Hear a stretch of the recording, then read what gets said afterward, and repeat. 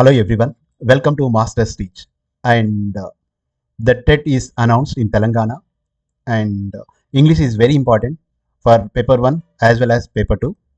And I'm going to cover 45 MCQs which are essential for your success, especially English methodology. So let us discuss one by one. Okay, kindly, yes, let us start. English is called a global language. The options are: it is spoken in villages only, it is used internationally, it is classical language, it is easy. The answer is it is used internationally. That is the reason it is called as global language. Option B. Then second question, English as a second language. Okay, ESL. Sometimes they may ask what is ESL? English as a second language. The options are mother tongue, B. Foreign language, C. Language learned after first language, D. Ancient language. So English as a second language is learned after first language, after mother tongue. That is called option C. Then the nature of English language is A. Static, B. Dynamic, C. Regional, D. Limited. The answer is the nature of language is dynamic. That means it changes every time. Answer is B. So here let us see here the main problem of teaching English in India. A. Overexposure, B. Lack of interest, C. Mother tongue interference, D. Easy syllabus. The main problem of teaching English is as mother tongue interference in India. That is option C. Then the fifth one, the primary objective of teaching English is to develop A. Writing only, B.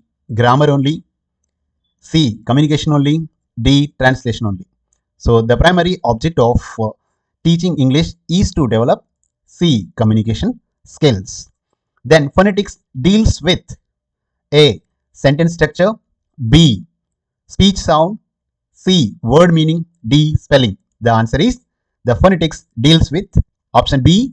Speech sound. Okay, if you are newly watching my channel, please do subscribe and share with your friends. In order to have this particular PPT, you can download MastersTeach app where you can have it free of cost. Then IPA symbols help learners in. IPA means International Phonetic Association. A. Grammar, B. Pronunciation, C. Writing speed, D. Vocabulary. The answer is B. Pronunciation. Then eighth one, which is not a language skill? Listening, speaking, reading, memorizing. So the answer is very easy. D. Memorizing. This is not a language skill. LSRW is a language skill. Then listening and reading are A. Productive skills, B. Expressive skills, C. Repetitive skills, D. Creative skills. So it is most confusing one. So listening and reading, these are called as receptive skills. And the option is C. What is productive skills? Speaking and writing. Okay, so there is no expressive skill, there is no creative skills, only productive skills and receptive skills. So listening and reading is the receptive skills. Then speaking, writing are A. Receptive skill, B. Productive skills, C. Passive skills, D. Mechanical skills. It is also confusing. So the answer is B. Productive skills. That means you speak, you write. So there is a mechanism happens while you are speaking. So that is the reason it is called as productive skills. There is no mechanic skills. There is no passive skills. Only receptive skills and productive skills. Your speaking and writing is a productive skill. Answers B. Then communicative approach emphasize A. Grammar drills, B. Translation, C. Meaningful interaction, D. Memorization. So the communicative approaches emphasize on meaningful interaction. Then value can be imparted through A. Grammar rules, B. Communication activities, C. Dictation, D. Translation. The answer is B. Communication activities through which the values can be imparted. Then an approach is A. Classroom trick, B. Teaching philosophy, C. Teaching aid, D. Lesson plan. So the classroom approach is the teaching philosophy, option B. Then a method is a practical approach or application of approach, B. Philosophy, C. Skill, D. Evaluation. The answer is a method is a practical application of approach, option A. So little bit confusing. Please do read each and every option, then put the option, then you're going to get the good number of marks. A technique is A. Broad principle, B. Classroom activity, C. Theory, D. Syllabus. The answer is it is a classroom activity. Then 16th one, which method focuses on oral skill? A. Grammar translation, B. Audiolingual, C. Structural, D. Eclectic. So oral skill means audio lingual. Okay. Then direct method avoids A. English usage, B. Mother tongue, C. Speaking, D. Listening. The answer is direct method avoids mother tongue, option B. Then remedial is teaching is provided to A. Fast learners, B. Average learners, C. Slow learners, D. Teachers. So the remedial teaching is provided for the slow learners. C option. Remedial means it related to the slow learners. Option C. Do subscribe and share with your friends and watch again and again. You're going to get 6 marks out of 6 in English methodology. So teaching structure means A. Poems, B. Sentence pattern, C. Stories, D. Essays. The answer is teaching structures means sentence pattern. Option B. Do subscribe. Then vocabulary should be taught through A. Word list, B. Context, C. Dictionary only, D. Translation only. So vocabulary should be taught through context. Okay, little bit confusing. Do listen again and again this one. Okay, you are going to have remember. Then teaching aids helps in, that is teaching learning, TLM, teaching learning material helps in A. Confusion, B. Interest and clarity, C. Discipline, D. Silence. So teaching aids create the interest and clarity. Then Blackboard is A. Audio aid, B. Visual aid, C. Audio visual aid, D. Teaching method. The Blackboard is a visual aid. You cannot produce voice. You cannot produce voice and visual. It is not a method, but it is a visual aid. Option B. Then flashcard useful for teaching. A. Pronunciation, B. Vocabulary, C. Grammar rules, D. Writing. So flashcards are useful for teaching, not pronunciation. It is related to grammar. Grammar rules no. Writing is no. It is for the vocabulary. Flashcards useful for teaching vocabulary. Option B. A lesson plan is A. Random teaching, B. Systematic plan of teaching, C. Student record, D. Exam paper. A lesson plan is a systematic plan of teaching. So it is a pre-activity of the class. Okay, it is a pre-planning. Okay, it's a lesson plan, systematic plan for teaching. You are going to perform in the class. That is option B. The first step in lesson planning is A. Evaluation, B. Presentation, C. Objectives, D. Recapitulation. So the first step in lesson planning, objectives. Which objectives you want to?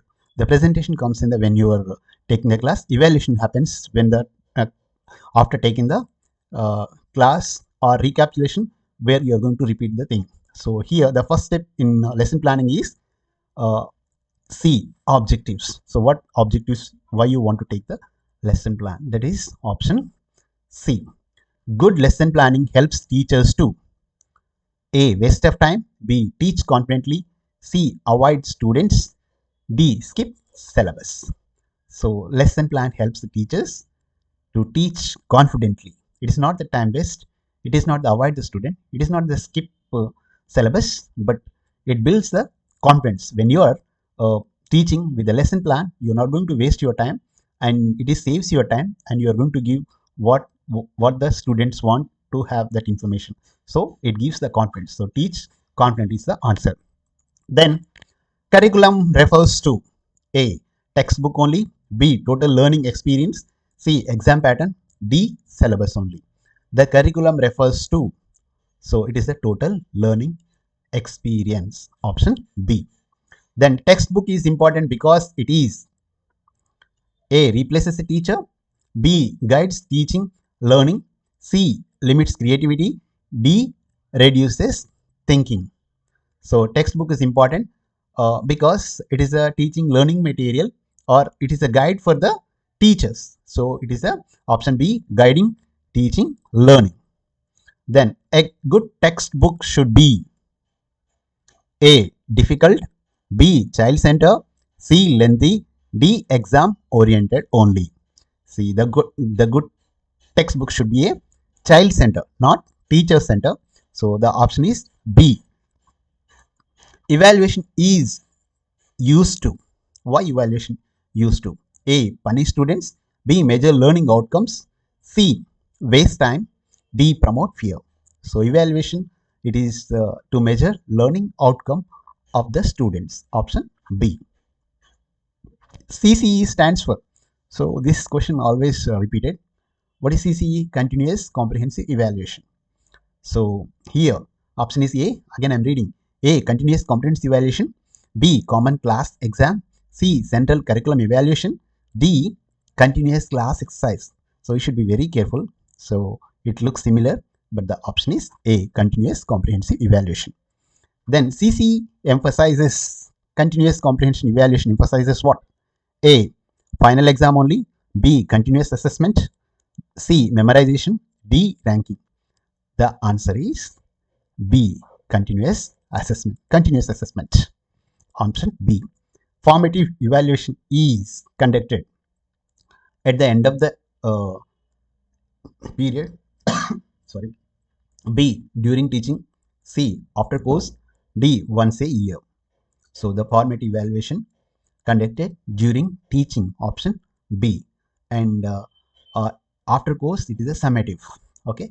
So formative evaluation is conducted is during teaching, option B. Summative evaluation is conducted is, do remember, A. During learning, B. At the end of the course, C. Daily, D. Weekly. Summative evaluation is conducted at the end of the course, and formative evaluation conducted during the course. So here the summative evaluation is conducted end of the course, option B. Then 35. Diagnosis evaluation helps to identify A. Strengths only, B. Weaknesses only, C. Grades, D. Attendance. Diagnosis evaluation helps to identify B. Weaknesses. Okay. Then 36. Which promotes learners' autonomy? A. Teacher-centered learning, B. Student-centered learning, C. Rote learning, D. Drills. The option is student-centered learning promotes learner autonomy, option B. Pair work and group work supports A. Silence, B. Communication, C. Punishment, D. Writing only. Pair work and group work supports the communication, option B. The role of a teacher in a ELT, English language teaching, is A. Dictator, B. Facilitator, C. Examiner, D. Controller. So it is a facilitator. So is a facilitator, okay, helper, motivator, something like that. So the role of the teacher in ELT is a facilitator, option B. Then language laboratory helps in improving A. Writing, B. Pronunciation, C. Grammar, D. Vocabulary meaning. The option is language laboratory helps in improving your pronunciation, option B. Then audio visual aids improve A. Confusion, B. Retention, C. Noise, D. Memorization.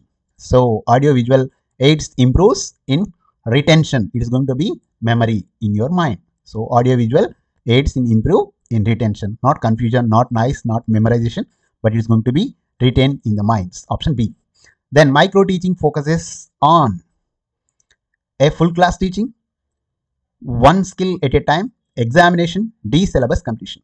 So it focuses on one skill at a time. Okay, option B.